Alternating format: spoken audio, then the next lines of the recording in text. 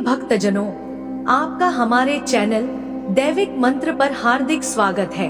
प्यारे भक्तों, आज हम आपके लिए इस जगत के पालनहार और सभी देवों में सर्वश्रेष्ठ भगवान लक्ष्मी नारायण जी का एक बेहद ही चमत्कारी मंत्र का 108 बार उच्चारण करने वाले हैं, जो इनके सभी भक्तों के लिए बहुत ही हितकारी और लाभकारी साबित हो सकता है। भक्तजनों, भगवान लक्ष्मी नारायण जी का यह मंत्र जो भी भक्त पूर्ण श्रद्धा विश्वास से जाप या श्रवण करता है, उसको पहले ही दिन से भगवान लक्ष्मी नारायण जी का आशीर्वाद प्राप्त होने लगता है। उसकी हर एक मनोकामना पूरी होने लगती है, चाहे तो धन की समस्या हो या फिर विवाह में देरी की समस्या हो या फिर दुकान या व्यवसाय की बरकत संबंधी कोई समस्या हो या घर में पारिवारिक कलह और नौकरी ना मिलने की समस्या हो। ऐसी सभी समस्याएं और परेशानियां भगवान लक्ष्मी नारायण जी पल भर में दूर कर देते हैं। तो प्यारे भक्तों, सच्चे मन से जगत पालनहार व दिन दुखियों के दुखों को दूर करने वाले सृष्टि के रचयिता भगवान श्री लक्ष्मी नारायण जी का यह मंत्र 108 बार सुन लेते हैं। परंतु उससे पहले सभी भक्तों से एक छोटा सा निवेदन है कि अगर आपको हमारा ये वीडियो पसंद आए तो दिल से एक लाइक और हमारे चैनल दैविक मंत्र को सब्सक्राइब करना बिल्कुल भी ना भूलिएगा। साथ ही कमेंट बॉक्स में जय श्री लक्ष्मी नारायण लिखकर अपनी उपस्थिति अवश्य दिखाएं। तो आइए भक्तजनों, मंत्र इस प्रकार है। ओम ह्रीं श्रीं क्लीं अर्हं नमः महालक्ष्मी धरणेन्द्र पद्मावती सहिते हूं श्रीं नमः। ओम ह्रीं श्रीं क्लीं अर्हं नमः महालक्ष्मी धरणेन्द्र पद्मावती सहिते हूं श्रीं नमः। ओम ह्रीं श्रीं क्लीं अर्हं नमः महालक्ष्मी धरणेन्द्र पद्मावती सहिते हूं श्रीं नमः। ओम ह्रीं श्रीं क्लीं अर्हं नमः महालक्ष्मी धरणेन्द्र पद्मावती सहिते हूं श्रीं नमः। ओम ह्रीं श्रीं क्लीं अर्हं नमः महालक्ष्मी धरणेन्द्र पद्मावती सहिते हूं श्रीं नमः। ओम ह्रीं श्रीं क्लीं अर्हं नमः महालक्ष्मी धरणेन्द्र पद्मावती सहिते हूं श्रीं नमः। ओम ह्रीं श्रीं क्लीं अर्हं नमः महालक्ष्मी धरणेन्द्र पद्मावती सहिते हूं श्रीं नमः। ओम ह्रीं श्रीं क्लीं अर्हं नमः महालक्ष्मी धरणेन्द्र पद्मावती सहिते हूं श्रीं नमः।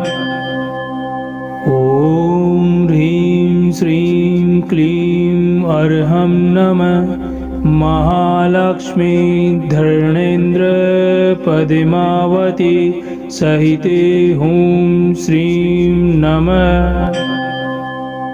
ओम ह्रीं श्रीं क्लीं अर्हं नमः महालक्ष्मी धरणेन्द्र पद्मावती सहिते हूं श्रीं नमः। ओम ह्रीं श्रीं क्लीं अर्हं नमः महालक्ष्मी धरणेन्द्र पद्मावती सहिते हूं श्रीं नमः। ओम ह्रीं श्रीं क्लीं अर्हं नमः महालक्ष्मी धरणेन्द्र पद्मावती सहिते हुं श्रीं नमः। ॐ ह्रीं श्रीं क्लीं अर्हं नमः। महालक्ष्मी धरणेन्द्र पद्मावती सहिते हुं श्रीं नमः। ॐ ह्रीं श्रीं क्लीं अर्हं नमः। महालक्ष्मी धरणेन्द्र पद्मावती सहिते हुं श्रीं नमः। ॐ ह्रीं श्रीं क्लीं अर्हं नमः। महालक्ष्मी धरणेन्द्र पद्मावती सहिते हुं श्रीं नमः। ॐ ह्रीं श्रीं क्लीं अर्हं नमः। महालक्ष्मी धरणेन्द्र पद्मावती सहिते हुं श्रीं नमः। ॐ ह्रीं श्रीं क्लीं अर्हं नमः। महालक्ष्मी धरणेन्द्र पद्मावती सहिते हुं श्रीं नमः। ॐ ह्रीं श्रीं क्लीं अर्हं नमः। महालक्ष्मी धरणेन्द्र पद्मावती सहिते हुं श्रीं नमः। ॐ ह्रीं श्रीं क्लीं अर्हं नमः। महालक्ष्मी धरणेन्द्र पद्मावती सहिते हुं श्रीं नमः। ॐ ह्रीं श्रीं क्लीं अर्हं नमः। महालक्ष्मी धरणेन्द्र पद्मावती सहिते हुं श्रीं नमः। ॐ ह्रीं श्रीं क्लीं अर्हं नमः। महालक्ष्मी धरणेन्द्र पद्मावती सहिते हुं श्रीं नमः। ॐ ह्रीं श्रीं क्लीं अर्हं नमः। महालक्ष्मी धरणेन्द्र पद्मावती सहिते हुं श्रीं नमः। ॐ ह्रीं श्रीं क्लीं अर्हं नमः। महालक्ष्मी धरणेन्द्र पद्मावती सहिते हुं श्रीं नमः। ॐ ह्रीं श्रीं क्लीं अर्हं नमः। महालक्ष्मी धरणेन्द्र पद्मावती सहिते हुं श्रीं नमः। ॐ ह्रीं श्रीं क्लीं अर्हं नमः। महालक्ष्मी धरणेन्द्र पद्मावती सहिते हुं श्रीं नमः। ॐ ह्रीं श्रीं क्लीं अर्हं नमः। महालक्ष्मी धरणेन्द्र पद्मावती सहिते हुं श्रीं नमः। ॐ ह्रीं श्रीं क्लीं अर्हं नमः। महालक्ष्मी धरणेन्द्र पद्मावती सहिते हुं श्रीं नमः। ॐ ह्रीं श्रीं क्लीं अर्हं नमः। महालक्ष्मी धरणेन्द्र पद्मावती सहिते हुं श्रीं नमः। ॐ ह्रीं श्रीं क्लीं अर्हं नमः। महालक्ष्मी धरणेन्द्र पद्मावती सहिते हुं श्रीं नमः।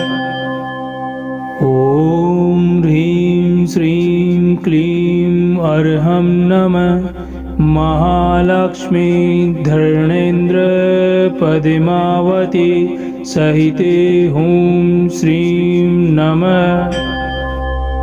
ॐ ह्रीं श्रीं क्लीं अर्हं नमः महालक्ष्मी धरणेन्द्र पद्मावती सहिते हुं श्रीं नमः। ॐ ह्रीं श्रीं क्लीं अर्हं नमः महालक्ष्मी धरणेन्द्र पद्मावती सहिते हुं श्रीं नमः।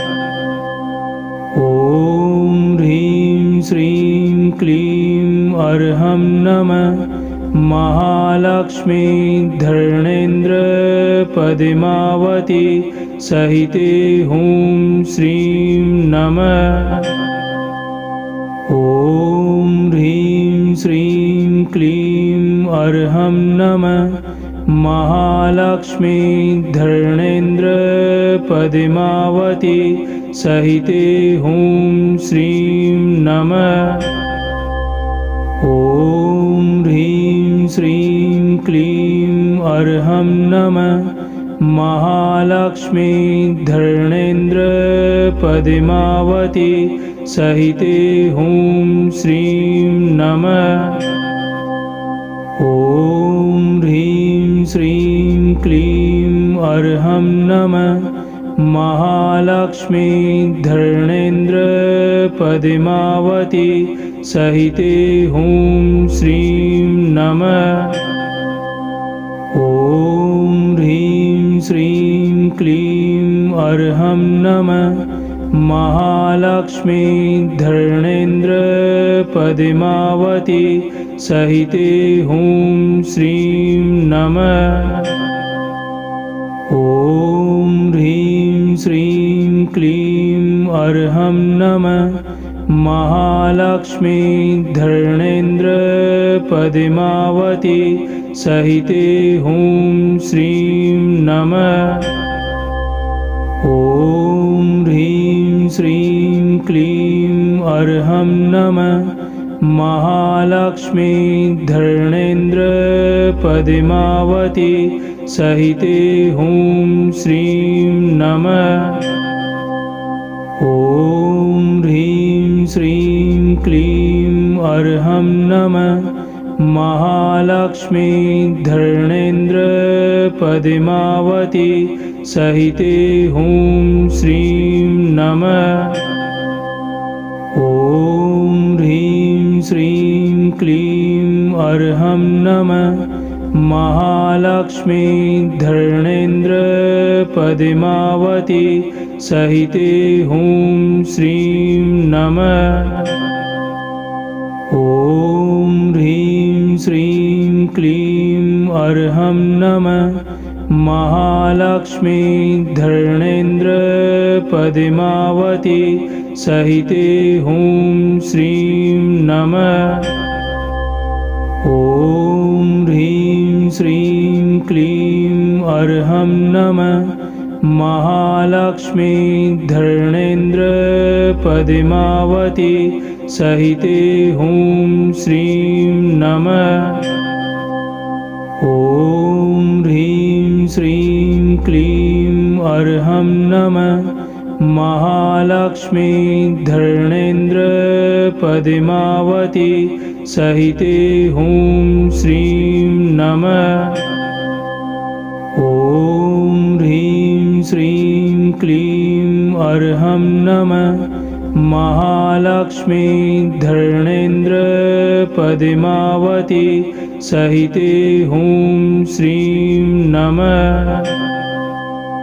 ॐ ह्रीं श्रीं क्लीं अर्हं नमः महालक्ष्मी धरणेन्द्र पद्मावती सहिते हुं श्रीं नमः। ॐ ह्रीं श्रीं क्लीं अर्हं नमः महालक्ष्मी धर्णेन्द्र पद्मावती सहिते हुं श्रीं नमः। ॐ ह्रीं श्रीं क्लीं अर्हं नमः। महालक्ष्मी धर्णेन्द्र पद्मावती सहिते हुं श्रीं नमः। ॐ ह्रीं श्रीं क्लीं अर्हं नमः। महालक्ष्मी धर्णेन्द्र पद्मावती सहिते हुं श्रीं नमः।